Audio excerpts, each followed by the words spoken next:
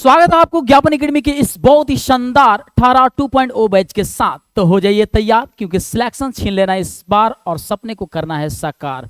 तो वीडियो को शेयर भी कर देना है एक बार, और चैनल पर नए हैं तो सब्सक्राइब भी कर देना है एक बार। चलिए सेशन की शुरुआत करते हैं। इससे पहले कि मैं आप सभी के बीच ये साइंस और इंग्लिश का महत्वपूर्ण क्वेश्चन आपके बीच रखूं, मैं चाहता हूं कि सबसे पहले एक बार अपने परिवार के अंदर अपनी इफोर्ट और अपनी प्यार मोहब्बत इश्क का पैगाम देते हुए कम से कम एक चीज लिख दीजिए कमेंट सेक्शन में। अभी वीडियो जो है ना प्रीमियर चल रहा है, तो इस वीडियो के कमेंट सेक्शन में एक बार लिख दीजिए #इबादत सर, है ना। उसके बाद से बहुत ही शानदार तरीके से मैं आपके बीच जो मैं क्वेश्चन लेकर के आया हूं ना, वो मैं करा रहा हूं। चलिए तो सेशन की शुरुआत करते हैं। चलिए आज की शाम good evening to all of you, और चलिए सेशन की शुरुआत करते हैं। जैसे कि आप सभी को पता है कि बिहार डीएलएड का मैं जो सेशन लेकर के आया हूं, है ना, क्या चीज, बिहार डीएलएड का जो मैं सेशन लेकर के आया हूं, ये बहुत ही इंपॉर्टेंट और पावरफुल है ना, बहुत ही इंपॉर्टेंट और पावरफुल है। यहां देख सकते हैं कि साइंस और इंग्लिश का महत्वपूर्ण ऑब्जेक्टिव क्वेश्चन स्कोर तो करना है भाई। आज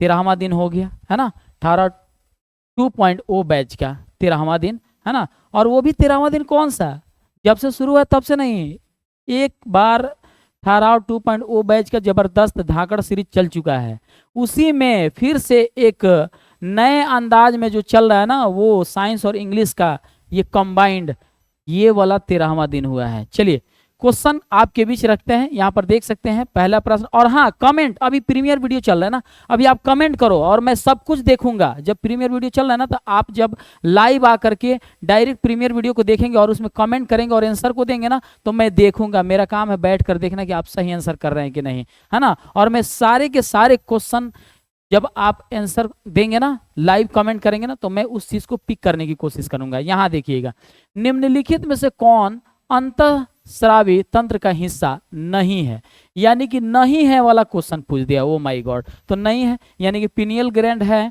ना, थाइमस है, आदिवृक्क है, तो जाहिर सी बात है कि लार ग्रंथि नहीं है, इसलिए ऑप्शन बी 100% राइट आंसर। मजा आया कि नहीं है। चलिए अब देखते हैं कि नेक्स्ट क्वेश्चन जो है उसका आप आंसर लगा पा रहे हैं कि नहीं। देखिए, पित्त रस किससे बनता है, पित्त रस किससे बनता है, जरा आंसर लगाइए।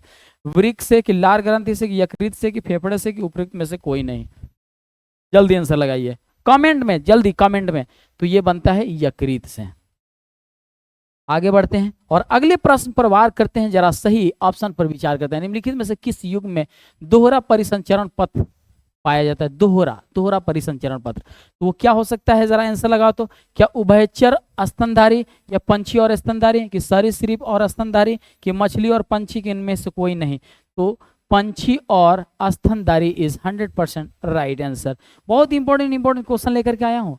खाली स्थान है, खांसी और छींक जैसी अनैच्छिक गतिविधियों को नियंत्रित कौन करता है। मान के चलो छी, ओ माय गॉड, इसको कौन कंट्रोल करेगा भाई। हमारे शरीर के अंदर कोई तो है जो बैठा है, जो उसको कंट्रोल करता है। ज़्यादा छींके नहीं आनी चाहिए, ज़्यादा खांसी नहीं होनी चाहिए। अगर खांसी हो भी गया तो उसको कंट्रोल करने का काम करता है।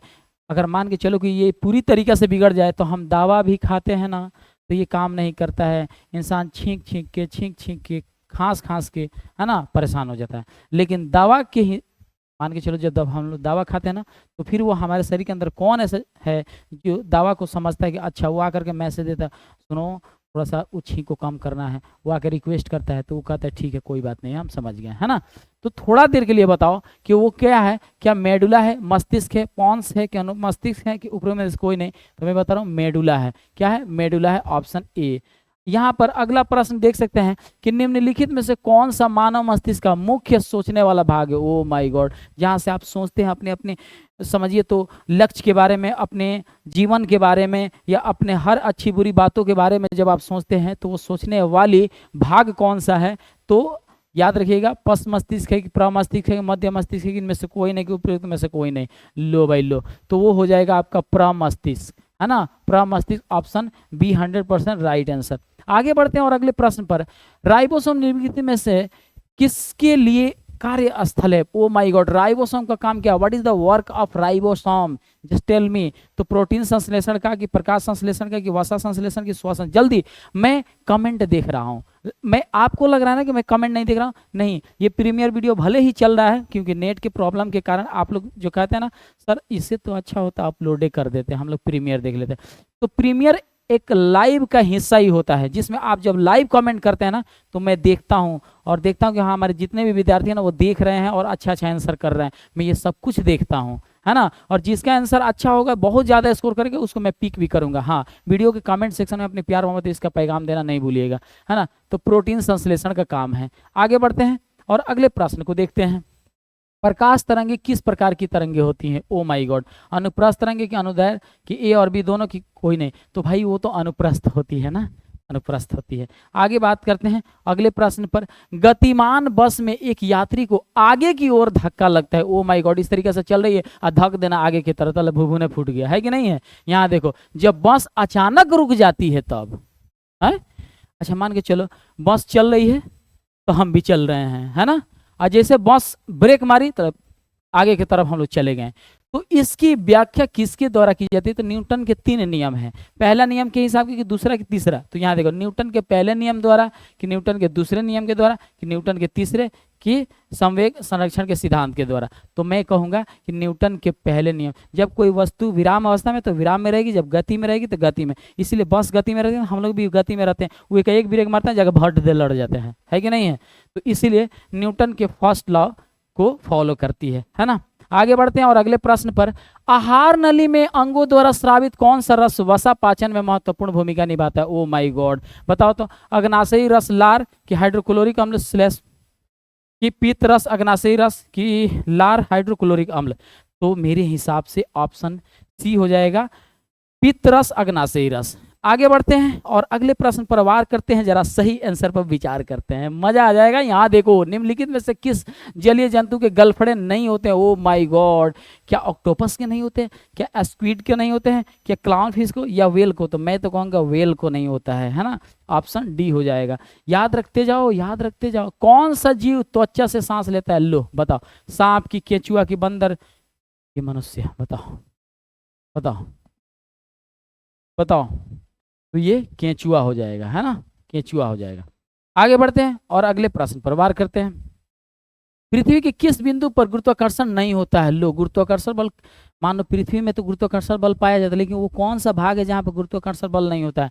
उत्तरी और दक्षिणी ध्रुव, कि भूमध्य रेखा, कि समुद्र की सतह पर, कि पृथ्वी के केंद्र पर? तो मैं तो कहूँगा कि ऑप्शन डी हो जाएगा, पृथ्वी के केंद्र पर गुरुत्वाकर्षण बल यानी ग्रेविटेशनल फोर्स नहीं पाया जाता है।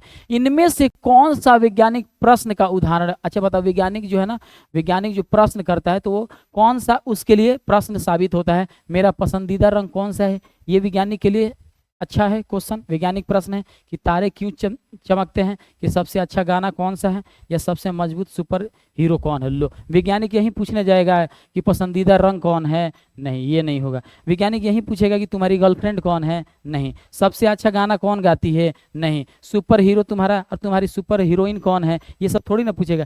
तारे क्यों चमकते हैं, यानी वैज्ञानिक क्या करते हैं? रिसर्च करते हैं रे बाबा, रिसर्च करते हैं। इसलिए रिसर्च वाली क्वेश्चन ऑप्शन बी के अनुसार आंसर होगा, है ना। आगे बढ़ते हैं और अगले प्रश्न। जब वैज्ञानिकों को पता चलता है कि कोई पुराना वैज्ञानिक विचार गलत है तो वे क्या करते हैं? जरा बताओ। जब वैज्ञानिकों को पता चलता है कि जो वैज्ञानिक अपना विचारधारा उत्पन्न किया है, जो विचारधारा के साथ अपना काम कर रहा है वो गलत है, तो वो क्या करते हैं? गलती को नज़रअंदाज करते हैं, कि पुराने विचार का उपयोग जारी रखते हैं, कि नए साक्ष्य के आधार पर विचार को संशोधित या परिवर्तित करते हैं, या शोध करना बंद कर देते हैं? तो भाई ये हो जाएगा ऑप्शन, क्या हो जाएगा? सी हो जाएगा। नए साक्ष्य के आधार पर विचार को संशोधित या परिवर्तित कर लेते हैं, है कि नहीं है। अब आइए, अब जो है ना इस साइंस का लास्ट क्वेश्चन है, लेकिन इसके बाद हम जो है ना इंग्लिश कराने वाले हैं। इंग्लिश में आज लेकर के आया हूँ मैं, क्या चीज़? Punctuation mark. क्योंकि देखिए बहुत सारे ऐसे बच्चे हैं ना जो अभी भी पंक्चुएशन मार्क्स में थोड़ी सी परेशानी हो रही है, तो मैं चाहता हूँ कि वो आज के इस सेशन में उसका क्लियर करा दूँ। नाइट्रोजन गैस का रासायनिक प्रतीक क्या है? नाइट्रोजन के Ni, की N, की N+, की N2। तो क्या हो जाएगा ज़रा बताओ तो। आप आंसर करो, अभी मैं देख रहा हूँ, आंसर करो, है ना, क्या हो जाएगा, N2 नाइट्रोजन, है ना। अब आइए इंग्लिश की बात करते हैं। आर यू रेडी, एक बार लिखो तो yes sir, we all are ready, है ना। तो चलिए पहला क्वेश्चन तो नहीं बल्कि पहले कॉन्सेप्ट को समझते हैं। यहाँ देख सकते हैं कि जब भी कभी लिखने के दौरान इस तरीके से बिंदिया दिखाई दे, जिस बिंदिया को किसी औरत के माथे पर आप देखते हैं ना, वहीं बिंदिया को लिखने के क्रम में उस बिंदिया को बिंदिया नहीं बल्कि फुल स्टॉप अर्थात पूर्ण विराम कहते हैं, है ना, पूर्ण विराम कहते हैं।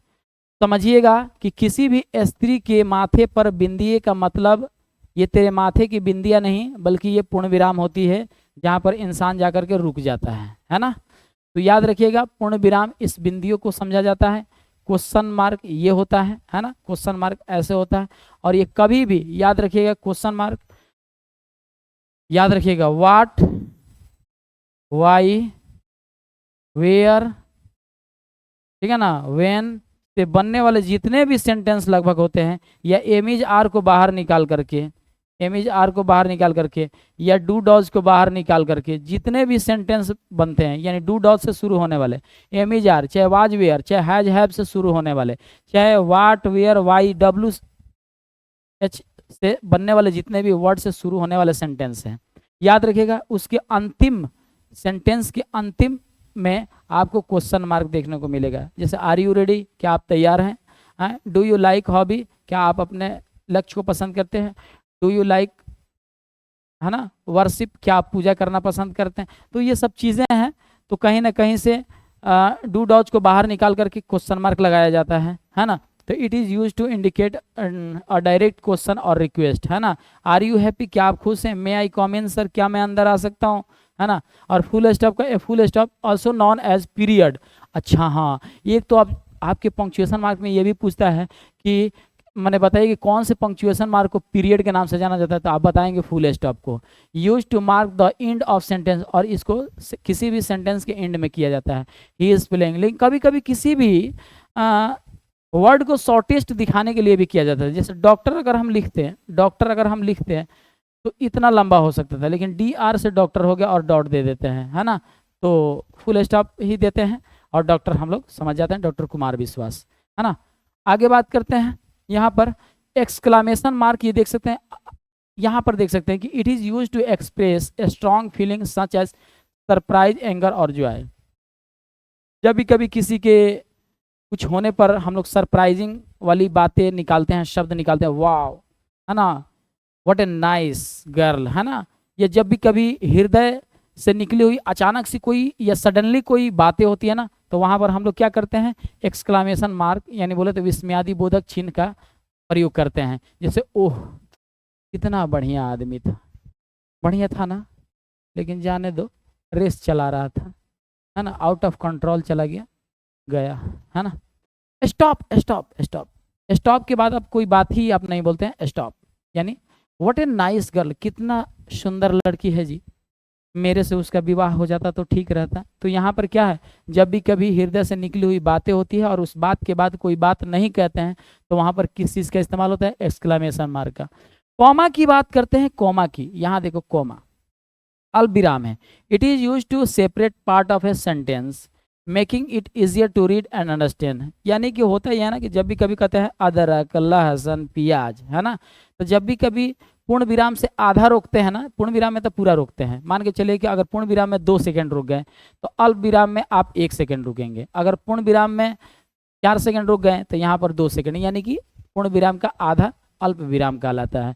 समझ गए मेरे बाबू बात को। यहाँ देखिएगा, I played rummy, free fire and ludo. मैं क्या करता हूँ, है ना, मैंने खेला rummy, free fire and ludo खेला, है ना।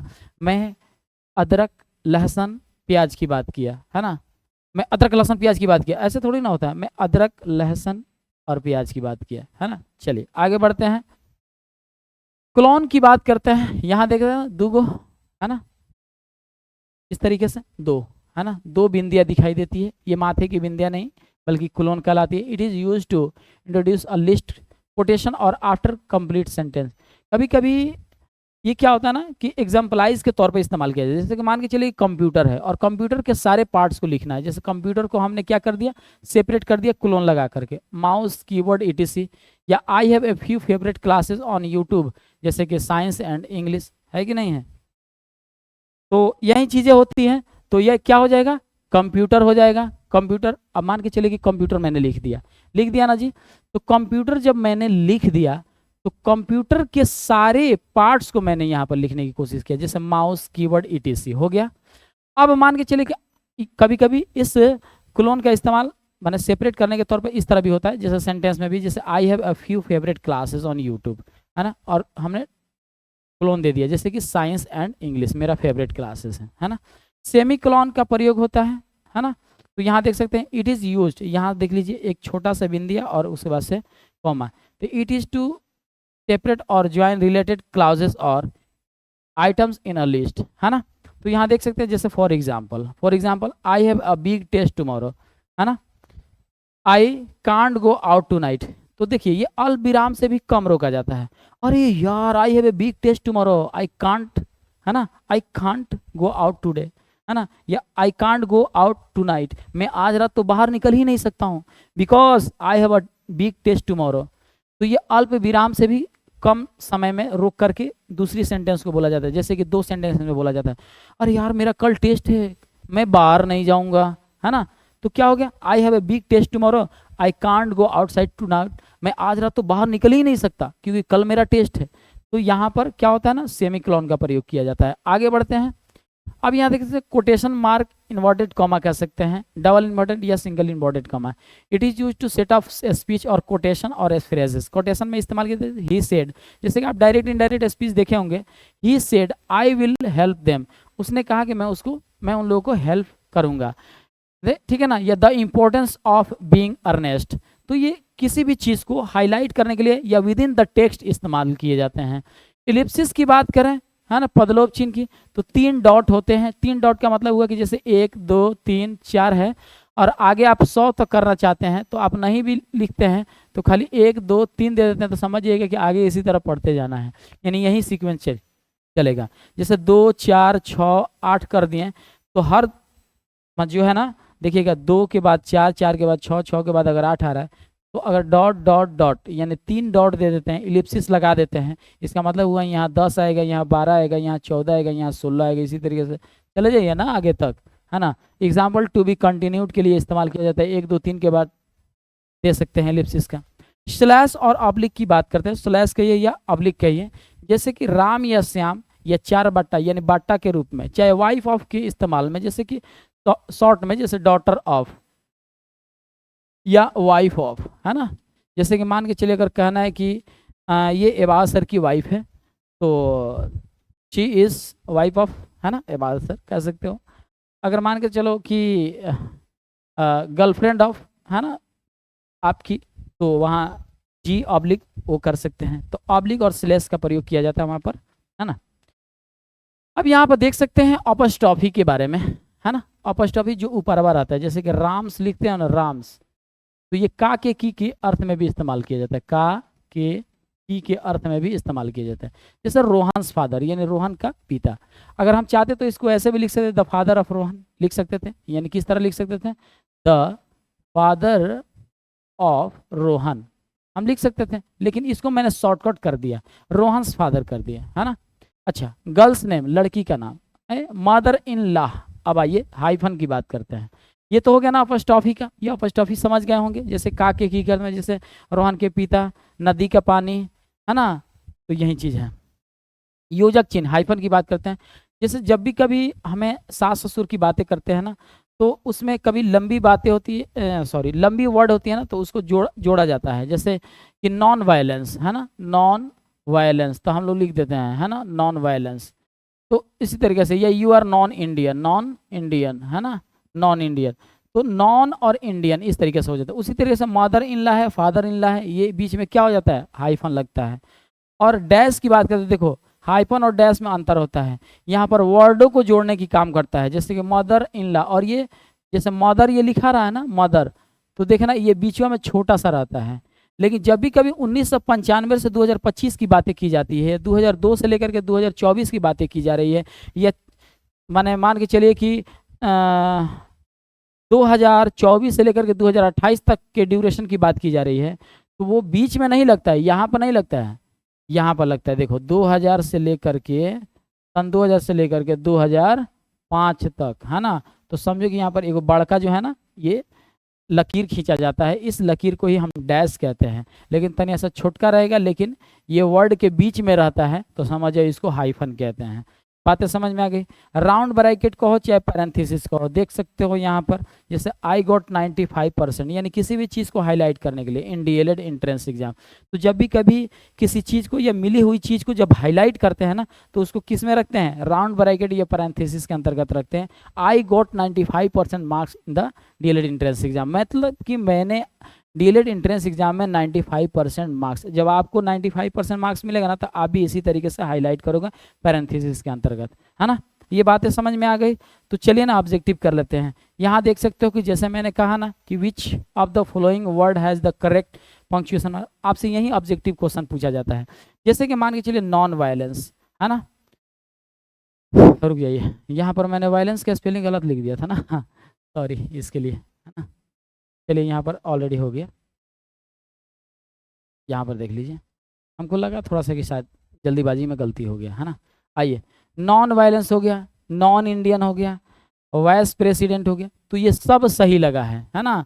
उप राष्ट्रपति, आप इंडियन नहीं हो, है ना। नॉन वायलेंस मतलब कि वहाँ पर वायलेंस वाली कोई बात नहीं, तो यहाँ पर ये ऑप्शन डी 100% राइट आंसर। आगे बढ़ते हैं कि she gave him her answer no, यानी नो चाहे स्टॉप चाहे यस, तो वहाँ पर एक्सक्लेमेशन मार्क का प्रयोग होता है, और ऑप्शन डी 100% राइट आंसर। आगे बढ़ जाते हैं और बोल रहा है कि ये जो सिंबल है ना, ये सिंबल क्या कहलाता है। तो भाई इस सिंबल को हम क्या कहते हैं, ज़रा बताओ तो। इसको हम हाइफेन कहते हैं। क्या कहते हैं, हाइफेन, है ना।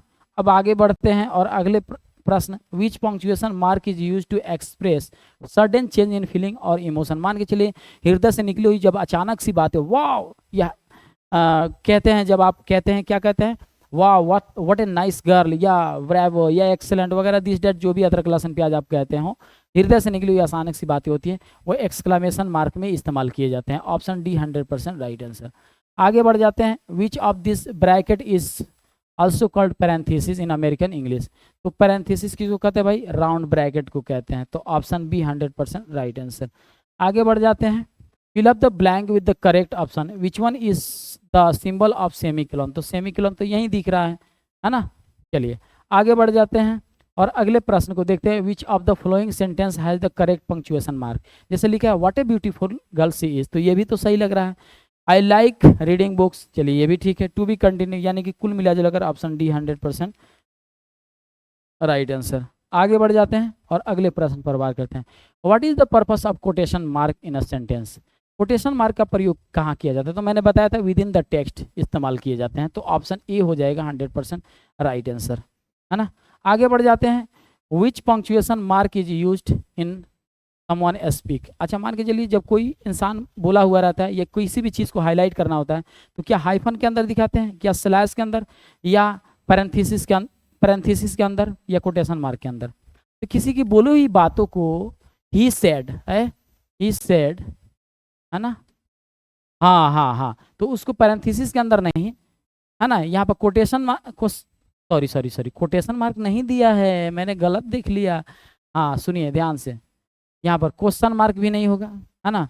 किसी की बोली हुई बातों को या किसी भी चीज़ को हाईलाइट करने के लिए पैरेंथेसिस यानी कि ब्रैकेट के अंदर भी दिखा सकते हैं, है ना, ऑप्शन के अनुसार। आइए आगे बढ़ते हैं, which of this is use between grammatically independent sentence. तो क्लोन का ग्रामेटिकली इंडिपेंडेंट के रूप में, जैसे कि आपने देखा था कि कंप्यूटर लिखा था, कंप्यूटर, अब ये हो गया कंप्यूटर क्या चीज, इंडिपेंडेंट वर्ड। अब इसके बारे में जैसे माउस लिख दिया, है ना, कीपैड लिख दिया, है ना, कीपैड लिख दिया, अदरक लहसुन प्याज और भी जो भी इसके पार्ट है लिख दिया। तो क्लोन क्या है, इंडिपेंडेंट के रूप में इस्तेमाल किए जाते हैं। विच sentence has the correct punctuation mark, है ना। तो यहाँ देख सकते हैं, ही क्राइड तो गलत हो जाएगा, ही क्राइड तो भी गलत हो जाएगा, he cried semicolon help exclamation mark, तो ये सही हो जाएगा ऑप्शन डी 100% राइट आंसर। आगे बढ़ जाते हैं। विच ऑफ द फॉलोइंग में B use at the end of sentence. And of sentence में किसका इस्तेमाल किया जाता है? तो एक्सक्लेमेशन मार्क का, क्योंकि कोलन तो पहले किया जाता है, कॉमा बीच में किया जाता है, सेमीकोलन भी बीच में किया जाता है। यहाँ देखिए, fill up the blank with the correct option है अल्लास या यस या स्टॉप या ब्रावो या एक्सलेंट। जब भी कभी हृदय से निकली हुई बातें होती है, अचानक सी बात निकली हुई बातें होती है, वहां पर एक्सक्लेमेशन मार्क का प्रयोग होगा और एक्सक्लेमेशन चिन्ह यहाँ पर दिख रहा है, ऑप्शन ए। आगे बढ़ते हैं। ये जो सिंबल दिख रहा है बताइए क्या है? तो इसको कहते हैं clone, option D 100% right answer. अब यहाँ पर देख सकते हैं प्लीज गो देयर, आप चले जाओ, प्लीज गो देयर, जाओ वहां पर, तो गो देयर है ना। इट इज गेटिंग लेट, तो प्लीज, अच्छा देखिए, जो जब भी कभी दो सेंटेंस होती है, please go there, it is getting late, तो यहाँ पर अल्प विराम से भी छोटा रुक रहा है ना, तो ऑप्शन बी हो जाएगा, ऑप्शन बी 100% राइट आंसर। आगे बढ़ जाते हैं। Use the correct punctuation mark in the following sentence. जैसे for homework please read page 98 से 105, तो जब भी कभी 98 से 105 या 2004 से 2005 या 2005 से 2024 तक अगर बातें करते हैं, तो वहाँ पर क्या हो जाता है, यहाँ पर डैश का इस्तेमाल किया जाता है। ये आपको हाइफन की तरह दिख रहा है, लेकिन इसको डैश ही समझिएगा, तनी बड़ा है ना। अब आगे बढ़ते हैं। Which of this use to separate a series a loosely related clause. Loosely related clause के रूप में इस्तेमाल किया है, कहाँ किया जाता है? ये तो फुल्ली रुक जाते हैं आप, तो ये तो होगा नहीं। लूजली यहाँ, ये तो इंडिपेंडेंट के लिए किया जाता है। लूजली रिलेटेड क्लाउज, हाँ लूजली, यहाँ पर हल्का सा, तो ये सेमी क्लॉन हो जाएगा, कोमा भी नहीं होगा, है ना। यहाँ पर बिल्कुल आप लूज पड़ जाते हो, है ना। चलिए, तो कुल मिला जुला करके मैं आपसे यही कहना चाहता हूँ कि आज का ये सेशन कितना ज़बरदस्त और कितना बेहतरीन लगा। आप इस वीडियो के कमेंट सेक्शन में, यानी जैसे ये प्रीमियर वीडियो ख़त्म हो जाएगा, या हो सकता है कि जब आप वीडियो के प्रीमियर ख़त्म होने के बाद अगर आप देख रहे होंगे, तो इस वीडियो के कमेंट सेक्शन में अपने प्यार मोहब्बत का पैगाम जरूर डालिएगा। ये मत सोचिएगा कि लाइव सर नहीं आ रहे हैं, नेट का प्रॉब्लम है, तो लग रहा है कि आप सिर्फ वीडियो अपलोडेड ही होगा और प्रीमियर ही चलेगा।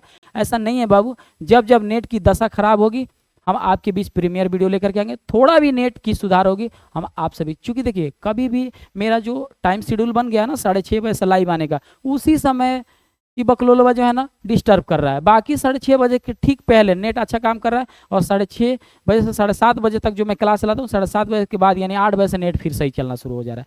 तो अब मैं कर भी क्या सकता हूँ? तो छोड़ो ना यार, भाड़ में जाए, नेट कितना भी परेशान करे। हम लोग सोचते हैं ना कि समस्या है ना, जिस समस्या को हम लोग समस्या समझते हैं ना, ये हमारी मूर्खता है। उस समस्या को ये समझो कि ये बहुत अच्छा का बात है कि ये समस्या आ रही है, कि हमारे पास इसका सॉल्यूशन निकालने का और भी जो है ना हमारे अंदर लॉजिक बन रहा है। तो कुल मिला जुला करके चलिए मिलते हैं नेक्स्ट वीडियो में, नेक्स्ट लाइव स्ट्रीमिंग के साथ, या अपलोडेड या प्रीमियर वीडियो के साथ, है ना। लेकिन इस वीडियो के कमेंट सेक्शन में अपनी प्यार मोहब्बत का पैगाम जरूर दीजिएगा। सही सभी सवालों के जवाब कमेंट सेक्शन में जरूर डालिएगा। मिलते हैं नेक्स्ट वीडियो में, नेक्स्ट लाइव स्ट्रीमिंग के साथ, या अपलोडेड या प्रीमियर वीडियो के साथ। तब तक के लिए जय हिंद और खुदा हाफिज, बाय बाय।